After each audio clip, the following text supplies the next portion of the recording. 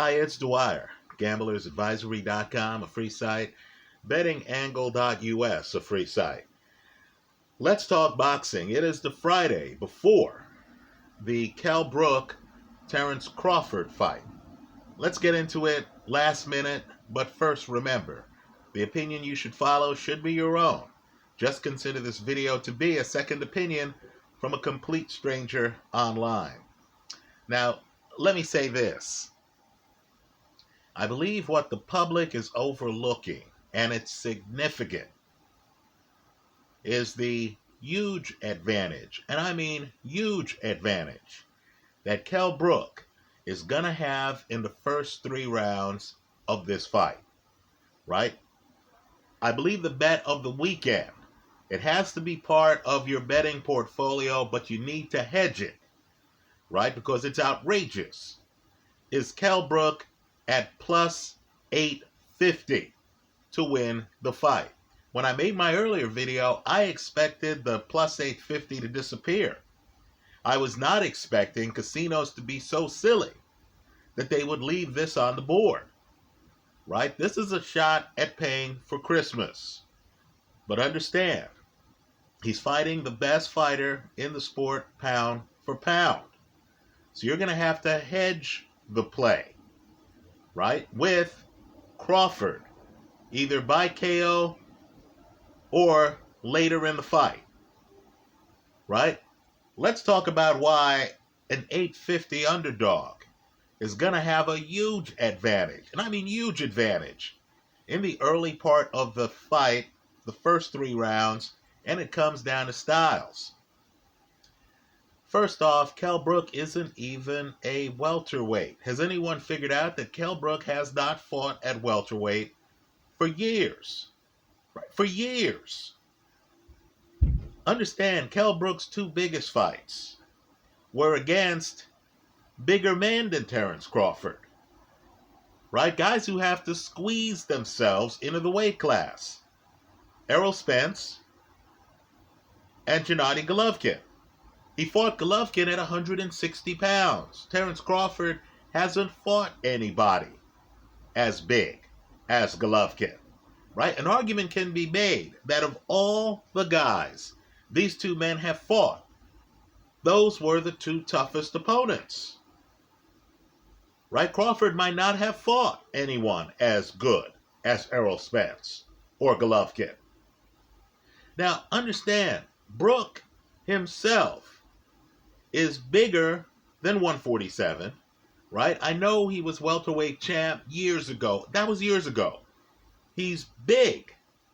The contract they signed, according to reports, doesn't have a rehydration clause in it. In other words, all Brook has to do is make the weigh-in, folks. If he steps on the scale at the weigh-in and it says 146.9 or 147.0, he's good. Then after that, it's steak, lobster, whatever the brother wants to eat.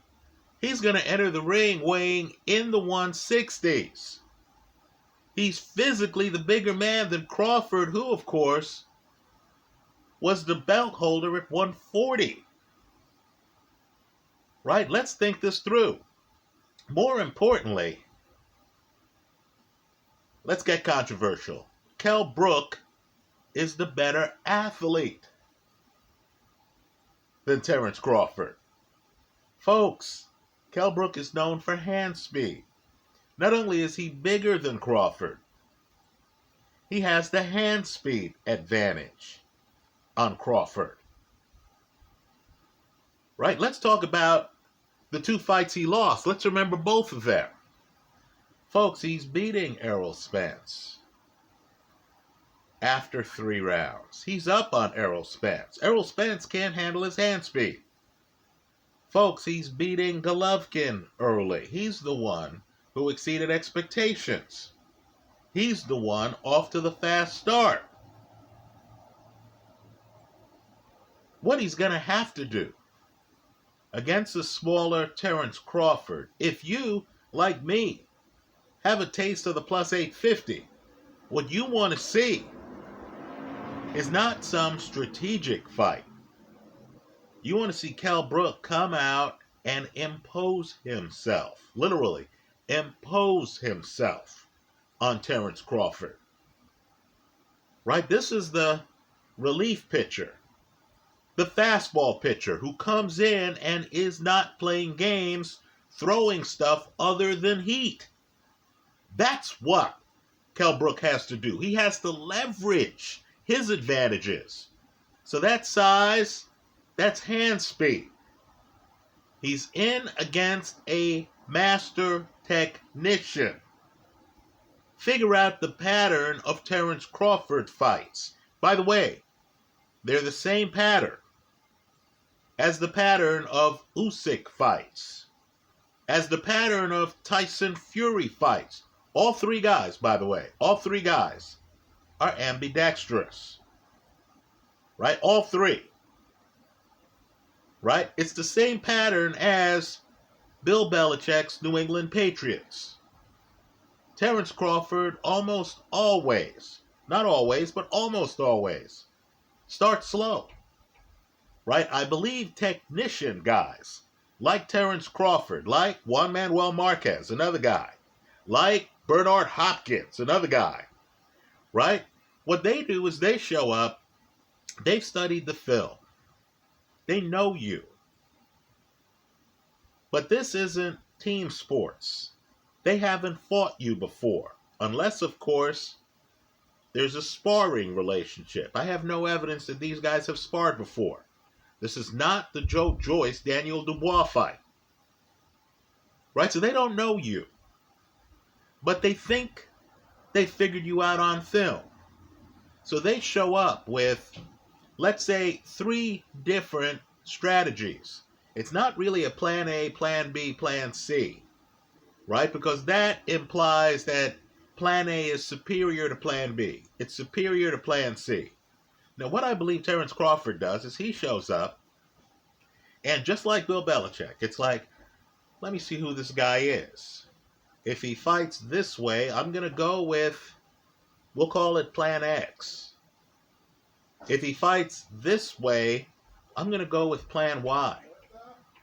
If he fights this way, I'm going to go with plan Z.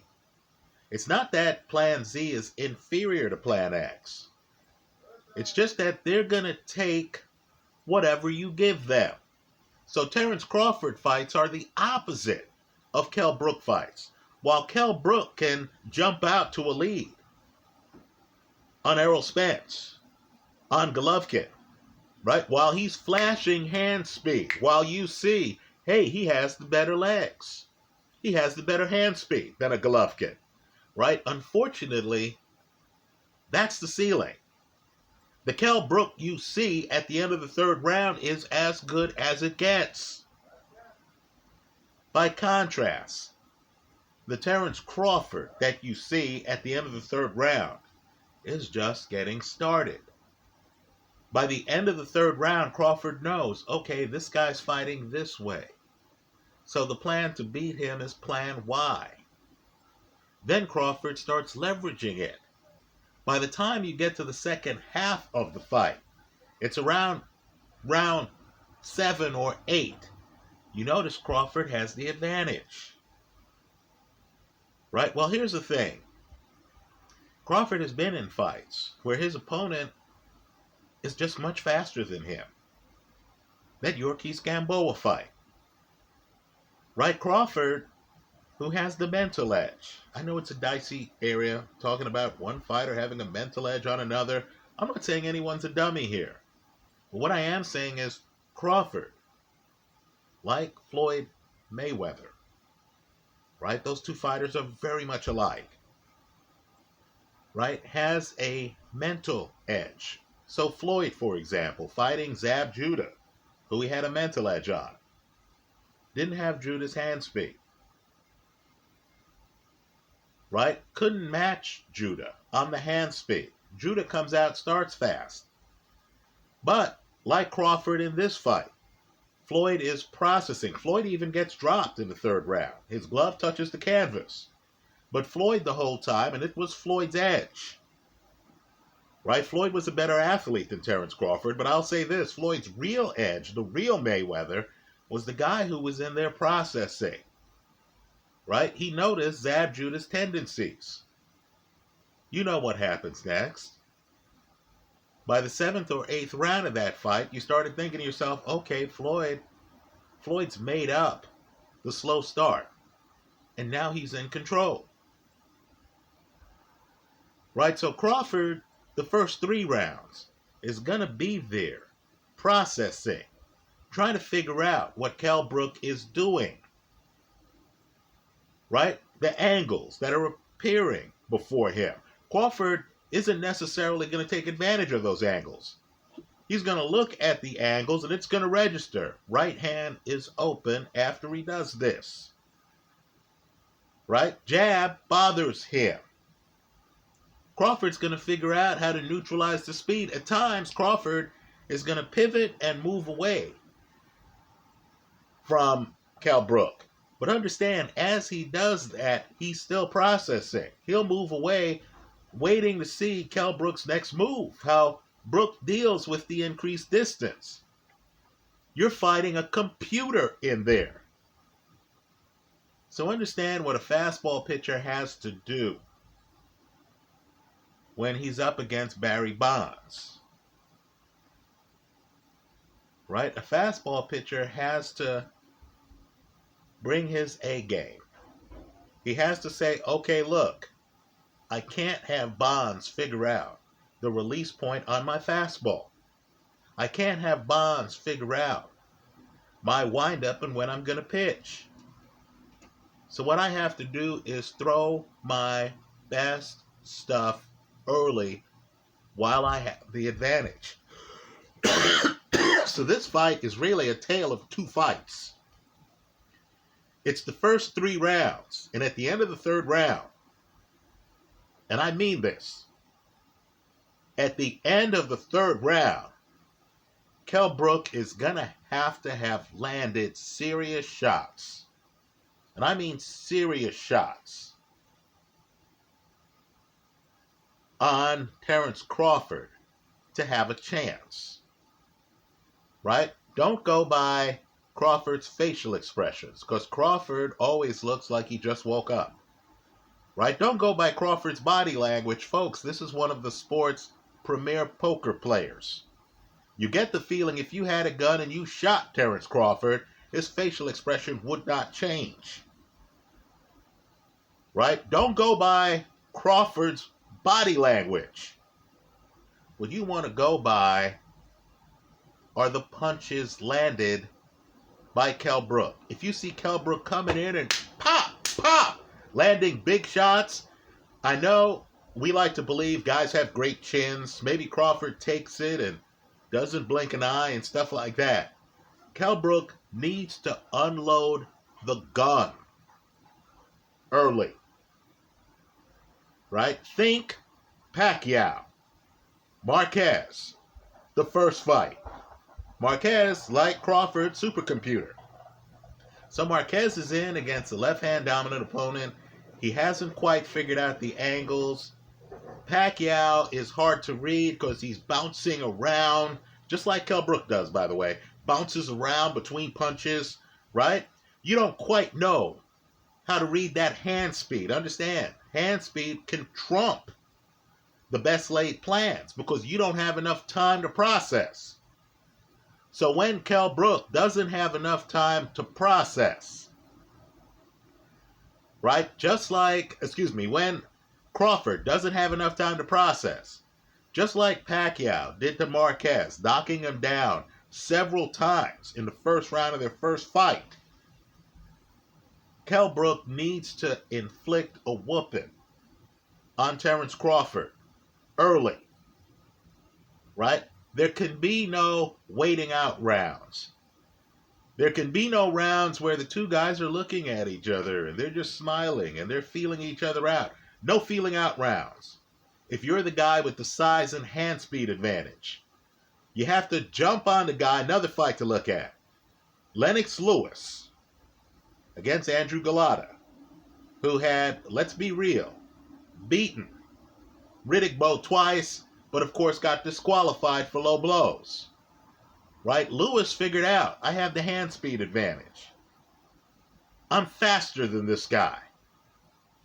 So in that first round, Lewis, who was a master technician himself, instead of being back foot and cautious, which he was in several fights, is front foot and aggressive. If I'm in Kell Brook's corner or team, I'm saying, player, here's the film. Louis Galata, you study this film. I say, player, here's the film. Pacquiao, Marquez, won. Right? Study the film. In other words, Manny Pacquiao against the technician Marquez knew he was going to throw his Sunday straight left hand several times in that first round. You want another great fight? This fight ends up going 15 rounds, but another great fight where a guy with an A-plus punch decides, man, I'm not going to waste time here. Fraser Ali, the first fight. Just run the tape of the first round. Kill the volume. Run the tape of the first round. Joe Frazier wastes no time. On his front foot, backs up Ali. Frazier had one of history's great left hooks. Throws it several times. Lands it.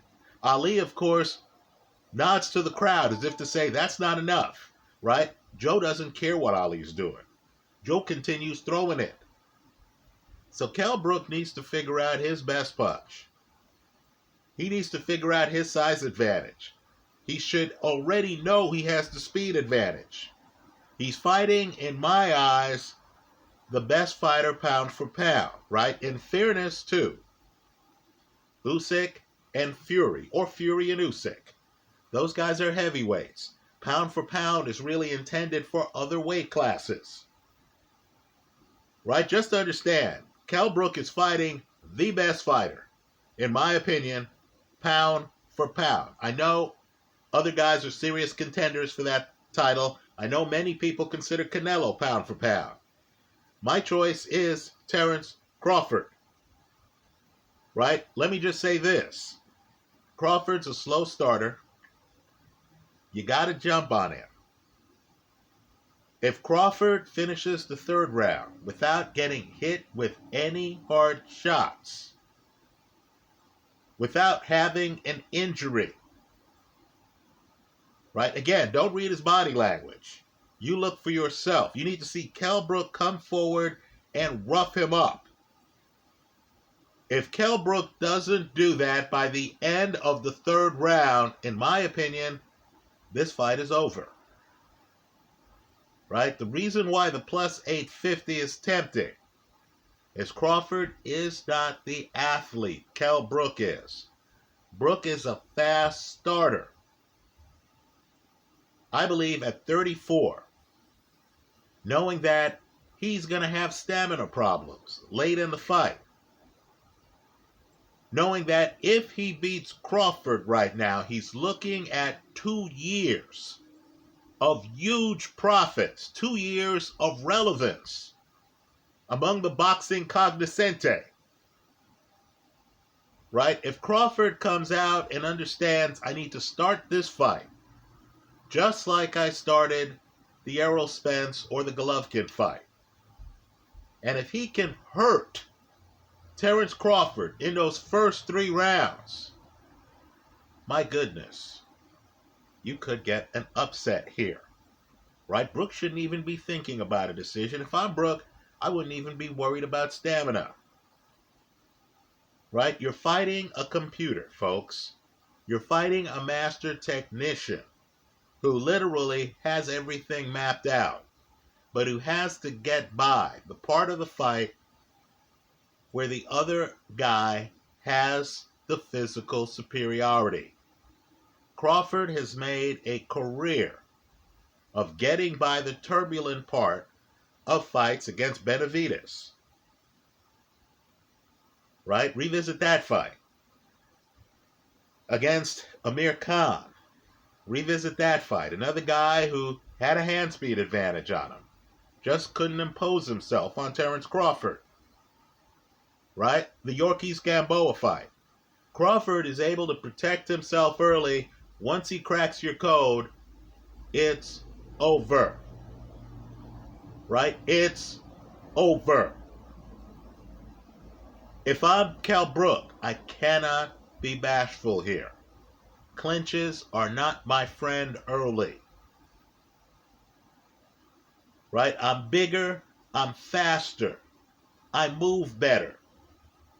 Think about it. Foot speed wise, Cal Brook advantage. Hand speed wise, Cal Brook advantage. Let me say this too. For hardcore gamblers, look at the weigh-in. Right now, if Cal Brook comes in, you want to look at his body and look at him. If Cal Brook comes in and looks fit, in other words, not a lot of flab, if he looks fit at that weigh-in, he can look hungry. He can look hungry. The key is, how much flab does the guy have? If he looks like he spent this COVID lockdown era in shape, right? Okay, maybe he had to struggle to lose those last 7 pounds, right? Because Cal Brook really is not a welterweight. But if he looks fit, that plus 850 has a chance, right? I'm going to hedge the play, as I said in the earlier video, right? With Crawford late in the fight, right? I believe for Crawford to win, Cal Brook has to slow down.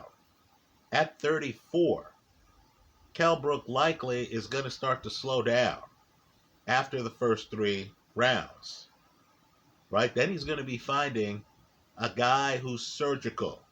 Another fight to look at.